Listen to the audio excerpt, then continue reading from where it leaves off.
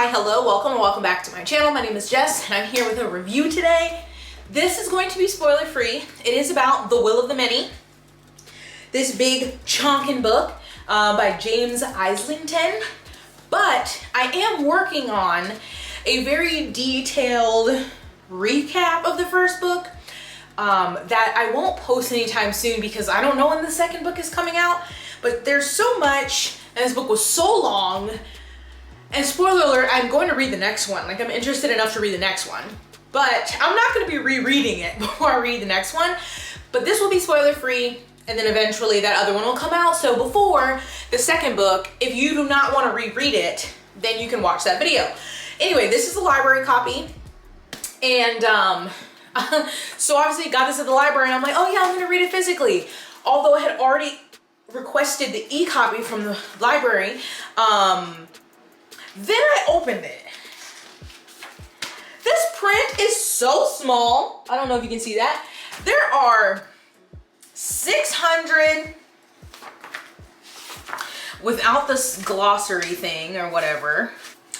Okay, 620 pages with the smallest, it's not the smallest, but very small text. I was trying to read this. I got through 2 chapters physically before I was like, nope, my library hold came in, and so I read it on the ebook. And anyway, so this book is a booktube darling. I'm sure many of you have heard of it. This series, I guess, is called Hierarchy. This is book 1. Again, we do not know at this point in time when book 2 is coming out. I hope that he announces that soon. But this author wrote the Lycanus trilogy, which I haven't read. I can't remember what that first book is called, like The Shadow of What Was Lost or something. But this book is a Roman setting book. Also, a good majority of it is set at a school. But essentially, in this world, we have our main character, Vis, and it is first-person POV, which I think is a limitation to the story, but that's just my opinion. And the story starts out with something tragic happening, like basically, like his dad holding his hand and then like letting him go, seeming like he's like falling off a cliff or something. But we learn that his family was murdered, like he was of this royal family of this little island, but he escaped. But they all were killed, and now he is in like this different part of the world cosplaying or, you know, hiding his identity because most of the people on that island also were killed. So he's far away from there, and he is now an orphan. He's working in a prison. He is fighting at night, and basically has this identity that he was from somewhere else. And some tragic like accident happened and he was separated from his family, and that's how he's ended up here. But obviously we know differently. So we meet Vis. I think he's 16. I can't remember. But he's, like I said, he's an orphan. He has a job that he's working at this prison. And then at night he goes and like fights other people. Like, you know, people are placing bets. He's fighting other people. So the magic in this world is... So it's called Will, The Will of the Many, and it is, I don't know, because it's not well explained, but it's essentially like, okay, this is my explanation. I hope this makes sense. This is the easiest way to explain it. So, capitalism. Will is capitalism. Let me explain. So in this book, we have, so like Roman inspired, right? So there's all these rankings. I want to say also that since this is Roman inspired, I guess all the names and stuff are, and I was pronouncing everything wrong because I went to his website and I was like, and I can't remember. So I'm going to be jacking everything up. So that's going to bother you. I'm so sorry. But anyway, in this world, so we're in like Cotton or Cotton. I don't know. In the beginning of the book, they have these rankings, right? So like the top is a princeps, then you have a Demadius, a Tertius, Quartus, Quintus, Sextus, Septimus, Octavus. So in this world, the higher you are, the more will you are basically pulling from people. So the lower you are in society, aka, you know, the bottom class, middle class, the top people, the princeps, basically are like the 1%. And they are taking the majority of the will. Just like the 1% capitalism have the majority of the money. But so the lower people are ceding, that's what they call it, their will to people above them. So again, the higher you are, the more people that you are receiving will from.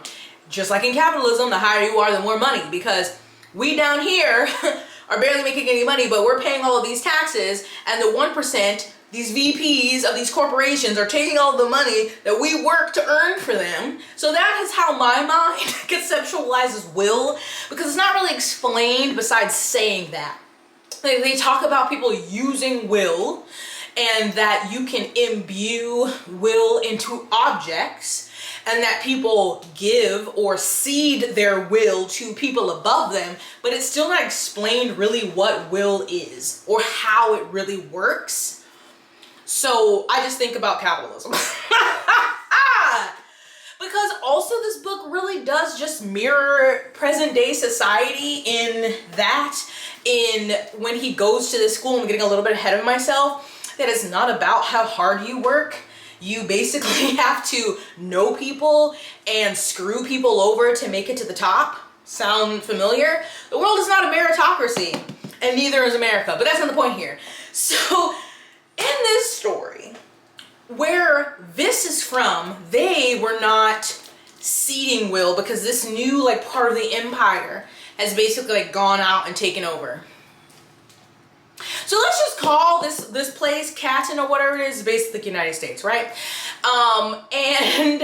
But now where he's from, this little island has been conquered, and they now have to cede will. But he has avoided that, because I think you have like time. Again, that's something else I don't really understand, the thing about like how you get to avoid ceding will, but it is like a big thing for him that he does not want to be a part of the empire. He does not want to cede or give his will to anyone.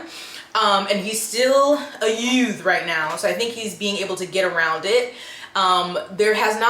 He has not escaped that without consequence though.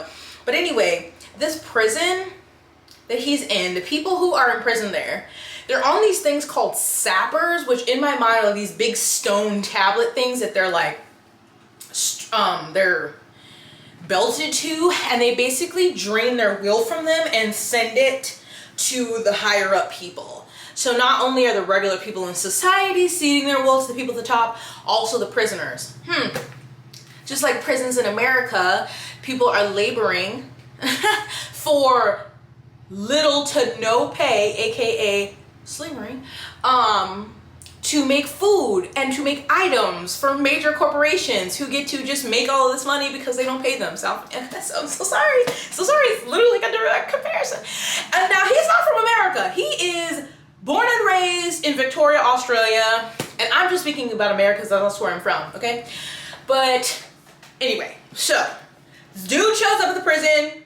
Fast forward, because I'm not giving you a rundown. He is adopted. This is adopted by this dude who is higher up. He's like a senator or something. And it's like, why me? Because just like in normal land, or just like in regular world, most of the people who get adopted are not his age. He's kind of too old. But the senator dude, his last name is like Telemus. Again, probably pronouncing that wrong. Has an alternative, an ulterior motive. So the academy, which we finally get to about 200 goddamn pages into this book, is where the wealthy send their children to prepare them for the real world.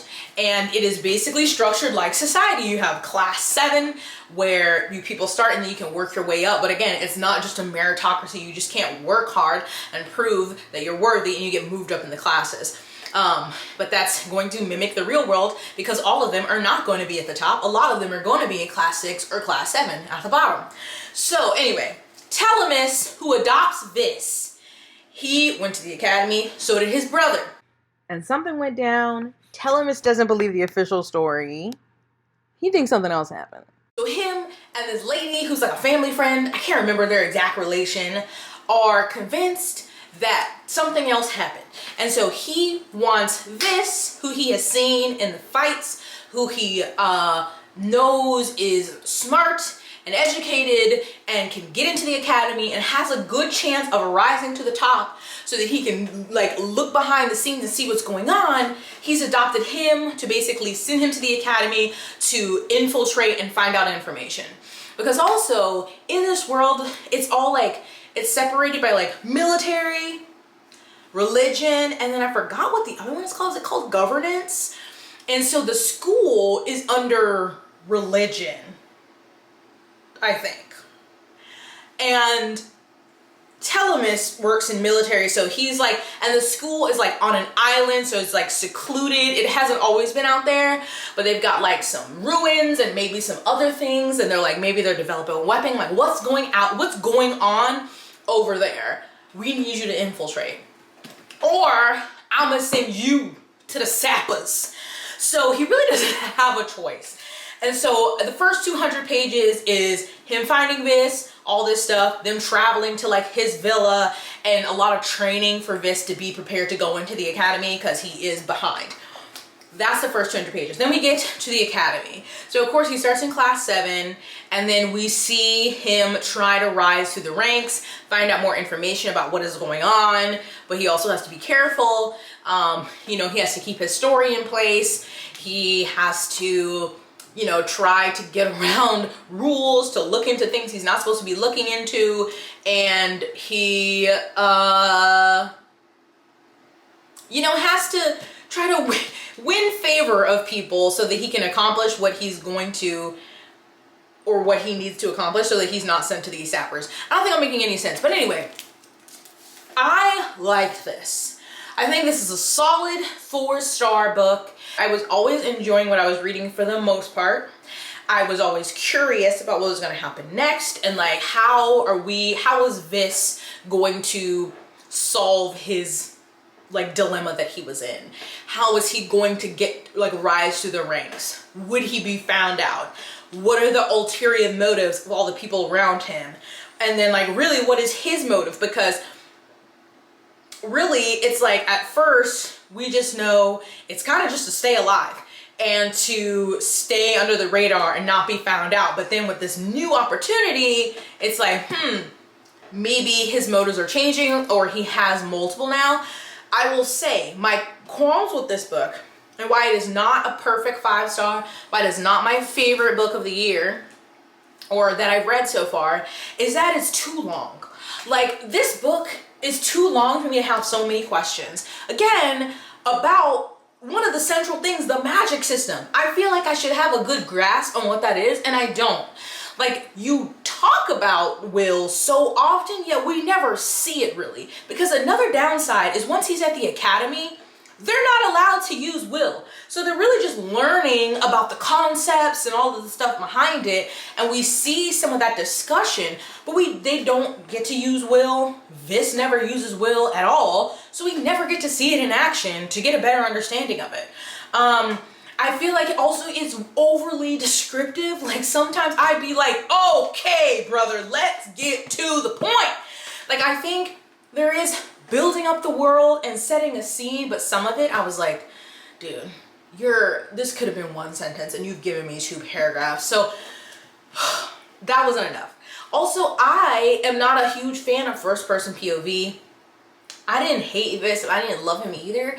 And again, there's so many other people where I have questions about their ulterior, I have questions about their motives and like what they're thinking and what's going on. And obviously that is limited because we're only in Vis's head. I actually, 2 of the students at the school who Vis ends up befriending, I was more interested in them than Vis, but of course we're only seeing Vis's point of view.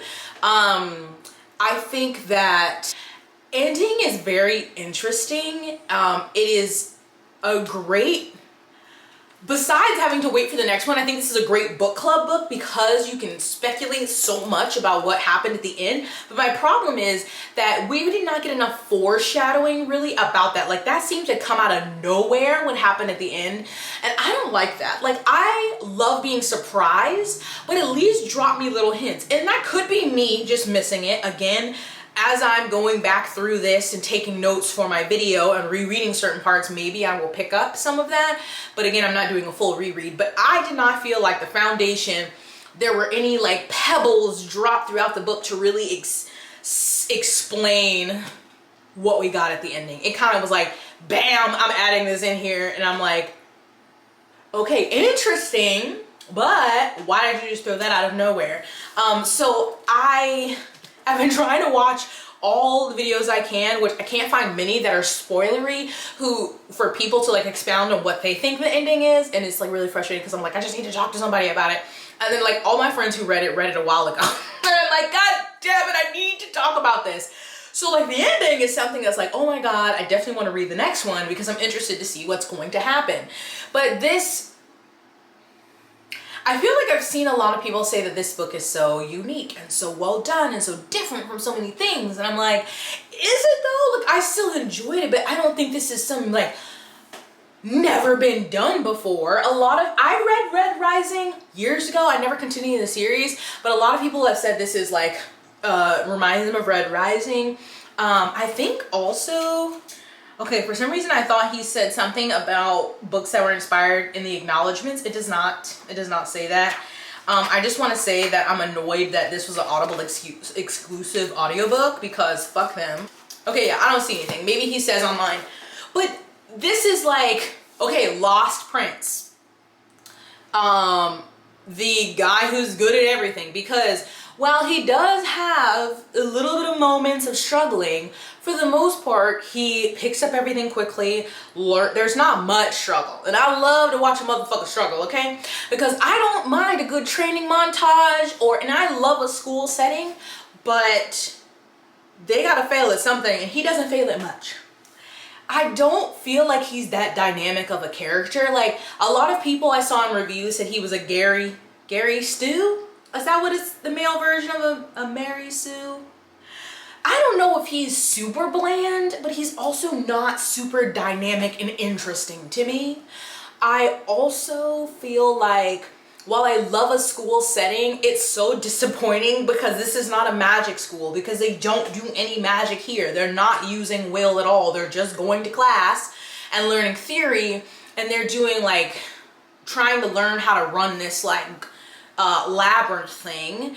But we're not seeing the magic being used. And I'm like, what the fuck? So this whole book, for the majority of it, we do not get to see any of the magic be used. Like, you do see it in certain things, but then it's still, again, it's not explained. Like, there's major things that happen in the story where will is used, but it's still like, but how was that used? I don't get it. And so, again, there were two characters that I did like that he was at school with, but we only get to see them through Vis's eyes. And I just have many questions about where this is going to go. Like I said, the ending was not really foreshadowed, but I am still interested in the next one.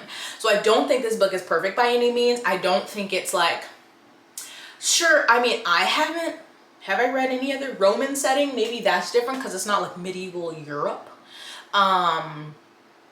But again, there's a few at the top who take advantage of the many at the bottom is not new. Magic leaves a lot to be desired. Yeah. And the writing, I was watching someone's review and they're like, oh, shout out to his editors because this was like perfectly edited. I'm like, beg to disagree, this could be shorter. But that's just my opinion. So yeah, not perfect, but interesting. You can tell a man wrote this. It's written by a man. And so, yeah. I'm interested to see what happens next. But overall, I still did enjoy it. But it's not like the best book ever written. And I've seen some people say that, and I'm like, you're bold. That's interesting. You know what? Everyone's different. So anyway, I don't know if any of this was coherent. Have you read this book? Or are you planning to? Please let me know your thoughts. And also, mark spoilers before you do it and like, tab down. But if you have read this, please let me know your thoughts on the ending. Somebody please help me. I need to talk to people about the ending. But if you've read it, let me know what you like, what you didn't like. And hopefully we know when the second book is coming out. But I'm glad to have conquered this because it has been a while since I have read a chonky fantasy that's not a fan fiction. So I was feeling very intimidated about this book and like, maybe I'm gonna put it down. But I was like, Jessica, it is okay if it takes you, because this took me a few weeks to read. it felt like it took me, I think it took me 2 weeks to get to the 50% mark.